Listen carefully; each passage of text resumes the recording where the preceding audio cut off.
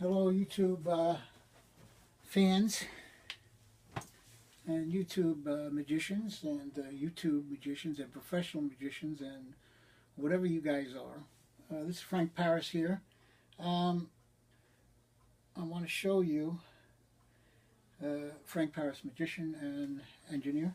I want to show you my monster in a box, which I just created the last week or so.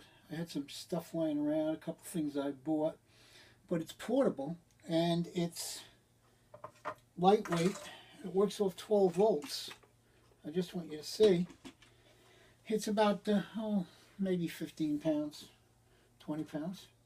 And I've added a 12 volt battery to it, and I've added a hole where a 12 volt PIR switch is. You just type in PIR switch on eBay, and you will find these guys. They're about $5-6 a piece.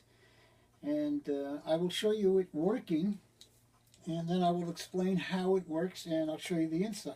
So I'm using my iPad mini right now to film this, and I'm using my iPhone 7 Plus so that I can activate the sounds that are coming out of the box, okay, because this is called a monster in a box. All right, and then I'll explain everything else. Okay, so here we go.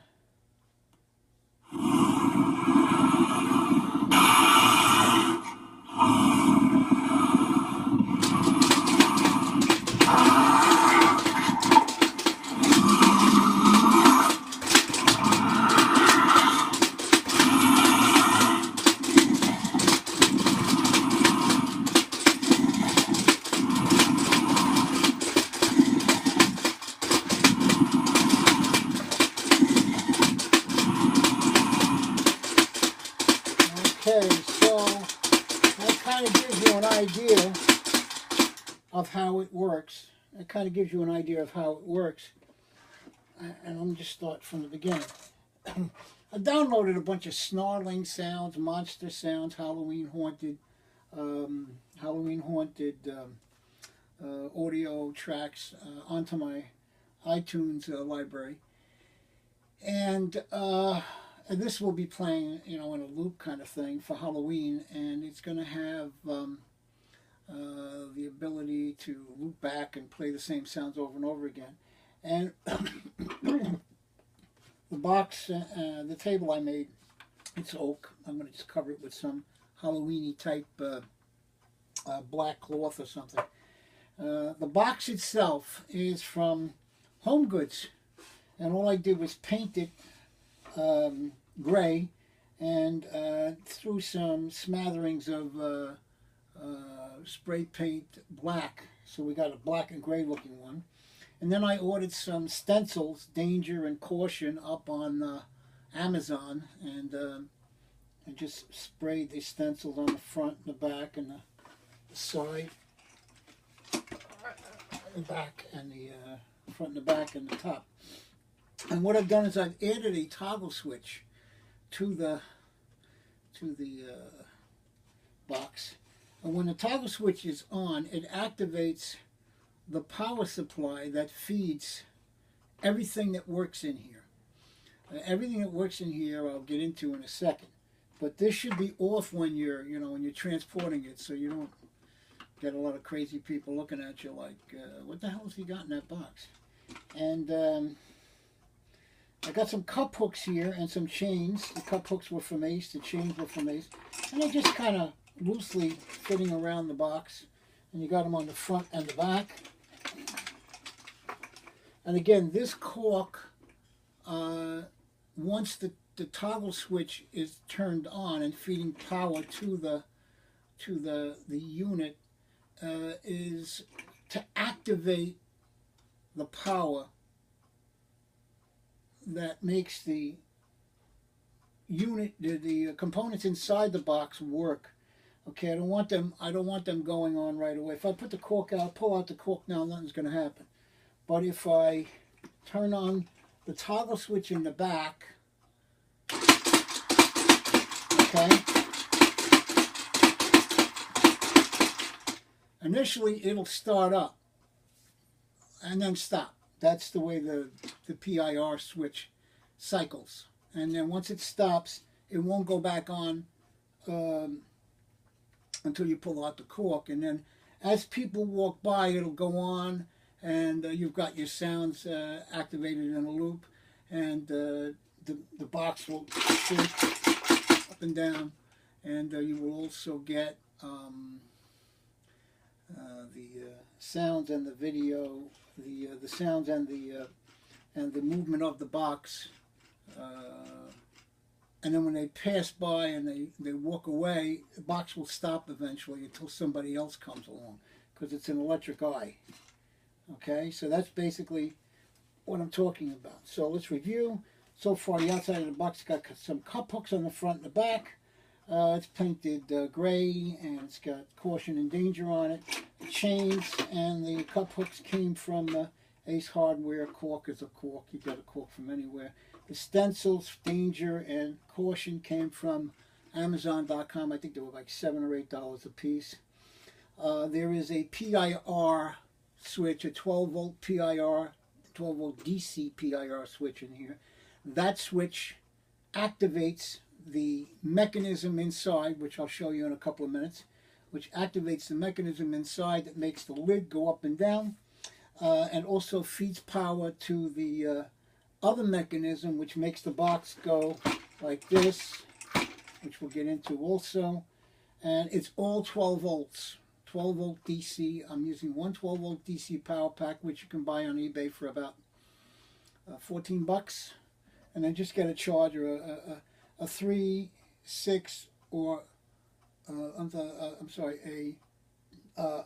2, 6, or 8 amp 12 volt DC charger, okay, at Walmart or something, to charge up that battery. All right, and that's basically everything that I've talked to about so far. It's portable, so you can move it around. I've taken some sounds again from this one's Halloween Haunted House Sounds, Growling Monsters. And I've taken that out of iTunes. I think it was like $7, $8 to download them all. I only needed a couple, and then I just looped them. I figured out a way to loop them on my iTunes computer, my laptop, and then I just downloaded them in here, and you can loop them in here too. Or you can just, when they run out, just turn them back on. So that's basically it. Now let's get into the inside. Well, that's not going to be easy because I have my iPad mini here. I'm going to move this thing closer, just like so. Just tip it down a little bit. Okay, and hopefully I'll be able to show you what's going on inside. I'm going to take the chains off. Alrighty. Alright, so we got the chains off. Again, you can cut these to size. I mean, just take them and cut them to size. I'll just put them on the table here. And we're going to open up the box. All right. So inside the box, and let me just, before I go into the box again, let me just look over here at me. Hope you can see me. You go up on YouTube, like I did, and you look at like 27 different monsters in the box. Just type in monster in the box on YouTube, and you'll see this guy used this method, and that guy used that method, and this guy used that method, and that guy used that method. And I only steal from the best. When I perform as a magician, or when I manufacture something for a magician, I take the best of everybody out there, okay? And I use my personality, and I put my own spin on everything, but I look for the best methodologies, so to speak. And you have to look at other magicians to do that. So I don't copy other magicians. I take their methodologies and I use my own methodologies, and we combine them. And it's the same thing with the monster in the box. The monster in the box is basically a combination of a whole bunch of different people. You know, when I build the remote control lawnmowers, which you'll if you look on YouTube, you type in Frank Paris Magician, remote control lawnmower, remote control snowplow, you will see my other creations. They're all combinations of other people's ideas plus my own ideas. Okay, because no man is an island. All right, bearing that in mind, let's take out the first component, which is a Bluetooth speaker. Now, you don't need anything this big. I have it because it's loud, and if you can be outside, you want it to be loud. Okay, you can lower it. You can lower your iPhone, or you can lower the speaker. This one is a SKIVA speaker, Bluetooth speaker. So that's in there, and that's what I use to activate the sounds. Okay.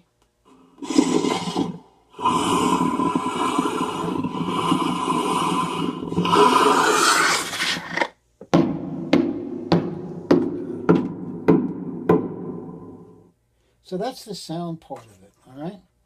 Now, there is a monster in a box guy up there on YouTube who gives you the links to all the components that he used to build his box, okay? His box, not my box. But what he did was he created a template, a PDF template for the cam, which is something I'm going to show you next.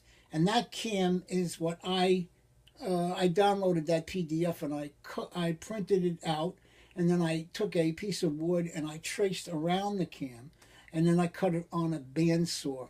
If you have a jigsaw, a handheld jigsaw or something like that, you can do the same thing. And then I filed down and sanded down the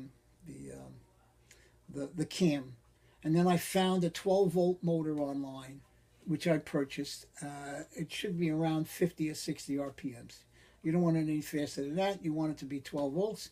And that cam I retrofitted onto the motor, okay? And we'll get into the next section, which is coming up right now. Okay. So here's the cam. I don't know if you can see it. That's the cam right here. Let me put my hand down here. This is the cam. Okay, and this spins around. Let me turn it on. There we go. You can see the cam is spinning around. When the cam spins around, okay, and the box is closed, it hits this little doohickey thing I made up. That's just a piece of metal. It's a metal shim type of thing that you can buy at Ace. And these are two L hooks that you can buy at Ace also.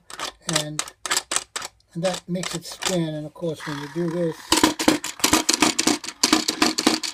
you get that. You get that reaction when you put it down. Okay, so that's the cam. The cam was cut out. Again, as I said, it was cut out. And I retrofitted it. This is the retrofit. This is kind of a spacer, like a threaded spacer that I got from Ace, okay, and I just added a little thing in here and then epoxied it to the motor. You'll play around with it, you'll find some parts in your house or something and try to retrofit it onto the motor. And then I got some L-shaped pipe fasteners, okay, you can see the pipe fasteners here, and a block of wood in an L-shaped block, which you can see down there.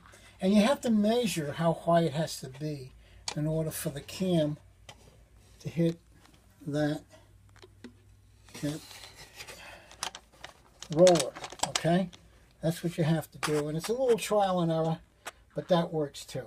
All right, here is the PIR switch I was telling you about, 12-volt PIR switch. I'm going to tell you how the wiring works on this, okay? It's not that difficult. It may look complicated, but it's not. Okay, so the motor, the pipe bracket, and the speaker we've covered so far. All right, now let's get to the terminal block. Now, the terminal block is the central location of all of the items that need to be powered. Okay, the things that need to be powered are the 12-volt PIR switch, the motor, the receiver, which is used for the up and down, this up and down reaction that you get, all right, and also the, it's going on by itself. I'll get to that in a second. The PIR switch. Hold on. The PIR switch is connected to the terminal block. Okay, which the terminal block is where you wire everything up to, and the switch in the back, the switch in the back of the box, okay, is what activates the power to the terminal block. And then this terminal block is only activated after the PIR switch, okay, senses somebody in front of the box. Okay, so like if I just turn this on, okay, just like so, you can see that the cam is turning, the light is on, the PIR switch is activated, and that will be part one, end of part one.